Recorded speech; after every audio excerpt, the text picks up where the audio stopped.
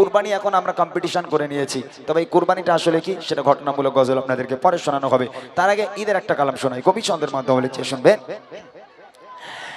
ঈদ মুবারক ঈদ মুবারক ঈদ মুবারক ঈদ মুবারক ঈদ মুবারক ঈদ মুবারক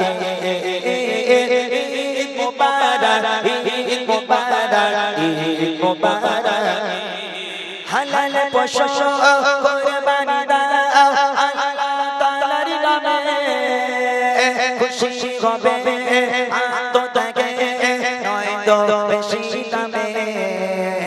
হালাল পশু কুরবানি দাও আল্লাহ তাআলার নামে, খুশি হবে আত্মত্যাগে নয়তো বেশি দামে। খুশি হবে আল্লাহ তাআলা, খুশি হবে আল্লাহ তাআলা। রাখো চলবে ঈদ মুবারক ঈদ মুবারক ঈদ মুবারক ঈদ মুবারক ঈদ মুবারক ঈদ মুবারক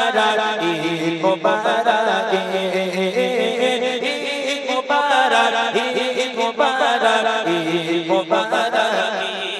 মুসলমানের জাতির পিতা ইব্রাহিম খলিল দিলেন তেরে ঈমানি পরীক্ষা হলো না জবাই ইসমাইল। মুসলমানের জাতির পিতা ইব্রাহিম খলিল দিলেন তেরে ঈমানি পরীক্ষা হলো না জবাই ইসমাইল। সেই চেতনায় জাগো মুসলিম, চেতনায় জাগো মুসলিম, ভাঙো তোমারি ঈদ মুবারক ঈদ মুবারক ঈদ মুবারক ঈদ মুবারক ঈদ মুবারক ঈদ মুবারক ঈদ মুবারক ঈদ মুবারক ঈদ মুবারক। যাবে না কো পশুর রক্ত আল্লাহ তাআলার কাছে, ত্যাগের মহিমা সদা রাখবে তোমার মনের মাঝে।